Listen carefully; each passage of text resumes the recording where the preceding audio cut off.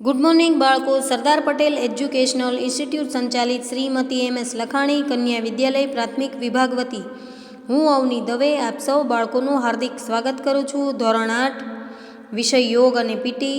પાઠ્યપુસ્તકનું નામ છે યોગ, સ્વરક્ષણ અને સ્વચ્છતા. પાઠ 13 શીર્ષાસન. પ્રાચીન શાસ્ત્રમાં શીર્ષાસનનો ઉલ્લેખ વિપરીત કરણી મુદ્રાઓના નામે થયેલો છે. વિપરીત કરણી મુદ્રાઓ એટલે શરીરને વિપરીત રીતે ગોઠવવું. શીર્ષ એટલે માથું, માથાને નીચે ધરતી ઉપર અને પગ આકાશમાં. અધ્ધર અર્થાત વિપરીત મુદ્રા. શીર્ષાસનને સર્વે આસનોના રાજા તરીકેનું બિરુદ હાંસલ કર્યું છે. સર્વાંગ આસન આસનોના પ્રધાન ગણાય છે. શીર્ષાસન રાજા ગણાય છે. શીર્ષાસન ઘણું જ અગત્યનું આસન ગણાય છે. આ આસન નિત્ય કરી શકાય છે, એટલે કે રોજ કરી શકાય છે. તો ચાલો બાળકો, આપણે તેની પદ્ધતિ એટલે કે રીત જોઈએ. માથું ગોઠવવા માટે પાથરણાની સામે ઢીંચણવાળી બેસો. બંને હાથની આંગળીઓ અરસપરસ સાંકળીને એટલે કે ભેગી કરીને બેસો. બંને હાથ ત્રિકોણાકાર રચાય તેમ ગોઠવો. ચિત્ર 1 જુઓ. હવે બંને હાથની વચ્ચે માથું ગોઠવો. માથાનું તાળવું ધરતીને સ્પર્શેલું રાખો. હવે ધીમે ધીમે બંને ઢીંચણ ધરતી પરથી ઊંચે લો. પગનું અંગૂઠો અને આંગળા ધરતીને અડેલા રહેશે. માથાનો તાળવાનો ભાગ, હાથનો આંગળીઓનો ભાગ પણ ધરતીને સ્પર્શેલો રહેશે. ચિત્ર 2 જુઓ. હવે બંને પગ ધીરે ધીરે માથાના ભાગની નજીક લાવો. સાથળ છાતી સાથે રાખો. અહીં થોડીક વાર માટે વિશ્રામ લો એટલે કે આરામ કરો. સાથળને છાતી સાથે બરાબર દબાવી પગને ધીમે ધીમે ઉપર કરો. શીર્ષાસનને આ પ્રારંભિક અવસ્થામાં રાખવાનો મહાવરો થોડાક દિવસ માટે કરવો. ચિત્ર 3 જુઓ. આ મહાવરો અત્યંત જરૂરી છે. આ મહાવરો જો બરાબર ન થાય તો શીર્ષાસનમાં સંતુલન જળવાશે નહીં. પ્રારંભિક સ્થિતિ સિદ્ધ થયા બાદ બંને પગને ધીમે ધીમે ઊંચા કરી પગના તાળિયા આકાશ સામે રહે તેમ ગોઠવો. ચિત્ર 4 જુઓ. બંને પગની પાનીઓ સાથળને અડકાળેલી રાખવી. આ સ્થિતિને શીર્ષાસનની દ્વિતીય અવસ્થા અર્થાત બીજી સ્થિતિ કહે છે. થોડાક દિવસ સુધી આ સ્થિતિનો પણ મહાવરો કરવો જરૂરી છે. આ અવસ્થા સિદ્ધ થયા બાદ જ આગળ વધવું જોઈએ. હવે બીજી સ્થિતિ પૂર્ણ થઈ ગયા બાદ બંને પગ વારાફરતી ધીરે ધીરે સાથળ ઉપર આકાશ તરફ લો. શરીરને કમરમાંથી ટટ્ટાર કરો. ચિત્ર 5 જુઓ. આ અવસ્થા કરશો ત્યારે તમારા પગના તળિયા ધરતી સામે દેખાશે. આ ત્રણેય પોઝિશન બરાબર પૂર્ણ થઈ ગયા બાદ પછી આપણે શીર્ષાસન ત્યાર પછીની પોઝિશન જોઈશું. ચોથા સ્ટેપમાં ઢીંચણમાંથી વળેલા પગને ધીરે ધીરે સીધો કરો. પગની પાનીઓ સાથળથી અલગ કરો. પગ બિલકુલ ટટ્ટાર કરો. આખું શરીર ટટ્ટાર અવસ્થામાં એક સીધી લીટીમાં જુઓ અને રાખો. પછી આ બધી જ બાબતો ધ્યાનમાં રાખવી જરૂરી છે. શીર્ષાસનની આ છેલ્લી પોઝિશન શ્વાસોશ્વાસની ક્રિયા સામાન્યપણે ચાલુ રાખવી. આ આસન શરૂઆતમાં કરતી વખતે પગનું સામાન્ય હલનચલન થાય તો વાંધો નહીં, પણ પછી ધીરે ધીરે શરીરને પગને સ્થિર રાખવા પ્રયત્ન કરવો.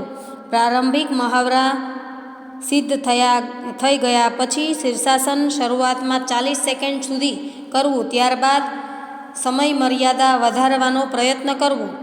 શીર્ષાસનના ચોથા સ્ટેપમાં પેટ અંદરની બાજુએ ખેંચવાનો મહાવરો કરવો. શીર્ષાસન પૂર્ણ ન થાય ત્યાં સુધી આંખો ખુલ્લી રાખો. પૂર્ણ થઈ ગયા બાદ બંધ આંખે શીર્ષાસન કરો.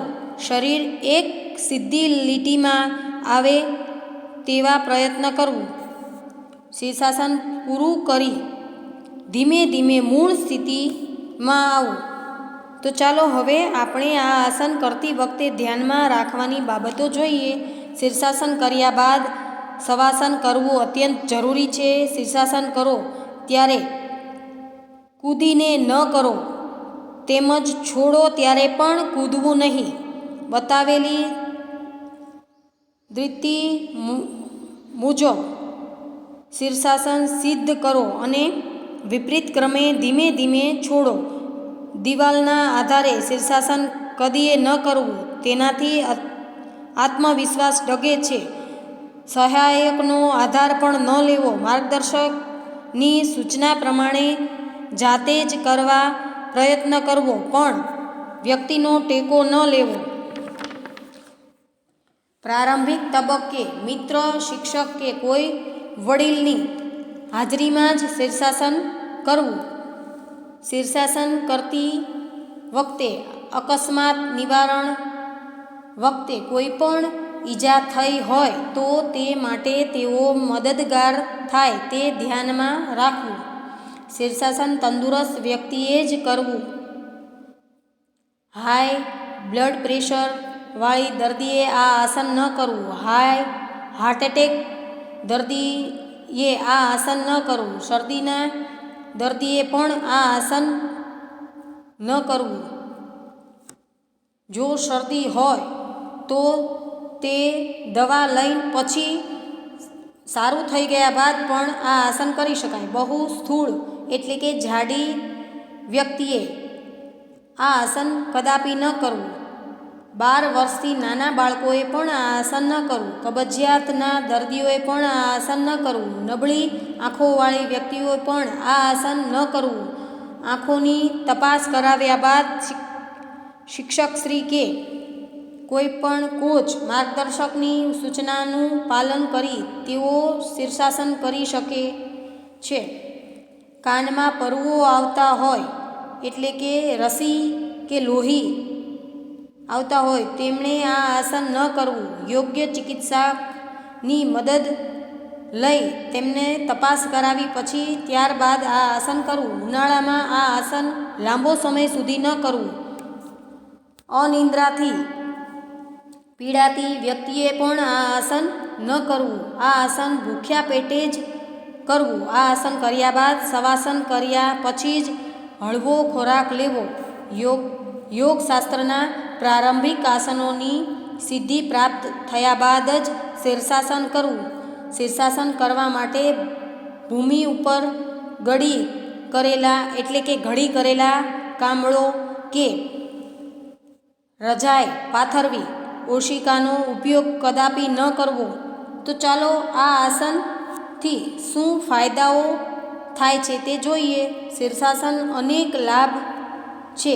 તેના શારીરિક અને માનસિક આધ્યાત્મિક લાભોનું થોડા શબ્દોમાં ગુણગાન કરવું અશક્ય છે. આ આસન અમૃત રસ સાબિત થાય છે, પણ અતિ ઉત્સાહમાં આવી આંતરિક અવયવોના એટલે કે શરીરની અંદરના બોડી ધ્યાનમાં રાખી આ આસન કરવું યોગ્ય છે. આ આસનથી મળતા લાભો ક્રમબદ્ધ સમજીએ. આધ્યાત્મિક માનસિક લાભ. શરીરનું સંતુલન થતાં મન સંતુલન બને છે, જે એક અર્થમાં આધ્યાત્મિક સાધનનો પાયો છે.